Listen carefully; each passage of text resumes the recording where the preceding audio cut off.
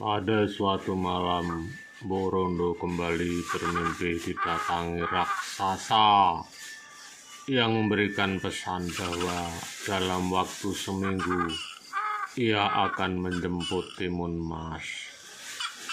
Sejak saat itu Borondo sering termenung sedih sendirian. Ia terus memikirkan bahwa ia akan berpisah dengan anaknya yang ia sayangi.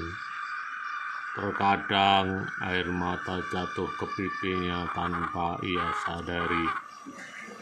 Ternyata Timun Emas sering memperhatikan ibunya yang sedih ini. Lalu ia pun bertanya pada Mbok Rondo, "Ibu, kenapa akhir-akhir ini ibu sering sekali menangis?" Awalnya Mbok Rondo tidak ingin bercerita pada anaknya. Tapi karena Timun Emas mendesaknya dan terus bertanya, Mbok Rondo pun menceritakan kisah asli kelahiran Timun Emas.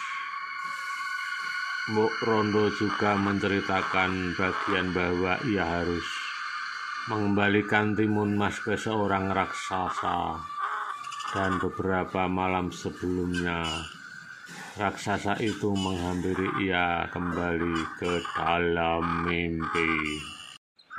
Setelah itu, Mbok Rondo pun pulang dengan perasaan sedikit lega. Setidaknya ia sekarang sudah memiliki rencana. Beberapa hari kemudian, raksasa ini datang kembali untuk menjemput Timun Mas. Mbok Rondo dan Timun Mas pun berdiri berdampingan tanpa rasa takut. Timun Mas tiba-tiba berlari kencang-kencangnya dan raksasa itu mengejarnya. Setelah berlari cukup jauh, Timun Mas menaburkan biji yang diberikan ibunya. Sungguh ajaib, hutan di sekelilingnya tiba-tiba berubah menjadi ladang timun. Dalam sekejap, batang timun tersebut menjalar dan melilit seluruh tubuh raksasa itu. Namun, raksasa itu mampu melepaskan diri dan kembali mengejar Timun Mas. Timun Emas pun segera melemparkan bungkusan yang berisi jarum. Dalam sekejap, jarum-jarum berubah menjadi banyak pohon bambu yang tinggi dan runcing. Namun raksasa itu mampu melewatinya dan terus mengejar Timun Mas. Walau berdarah-darah karena tertusuk bambu tersebut. Melihat usahanya belum berhasil, Timun Emas membuka bungkusan ketiga yang berisi garam, lalu menebarkannya.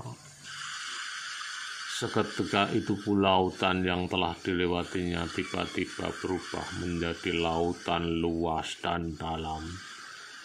Namun raksasa itu tetap berhasil melaluinya dengan mudah. Timun Emas pun cemas karena senjatanya hanya tersisa satu. Jika senjata tersebut tidak berhasil melumpuhkan raksasa itu, maka raksasa itu akan berhasil menangkap dan memakannya. Dengan harapan untuk selamat yang sangat besar, Timun Mas pun melemparkan bungkusan terakhir yang berisi terasi. Seketika tempat jatuhnya terasi itu tiba-tiba berubah menjadi lautan lumpur yang mendidih. Raksasa itu pun terkalahkan karena tercebur ke dalam lautan lumpur dan ia tewas dengan sangat cepat. Melihat itu, Timun Mas langsung berlari menuju ke rumahnya untuk bertemu dengan ibunya. Melihat anaknya selamat, Mbok Rondo pun langsung berucap syukur pada Tuhan.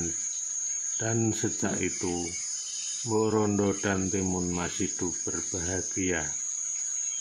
Kisah asal Jawa Tengah ini memang seru dan mengharukan sekali, bukan? Pelajaran yang bisa diambil dari kisah ini adalah orang yang memiliki niat awal jahat tentu saja pada akhirnya akan celaka dan tidak akan berakhir baik. Dengan menceritakan kisah ini pada si kecil, parents bisa mengajarkan mereka untuk selalu berbuat dan berpikir baik pada orang-orang di sekitarnya. Sekian.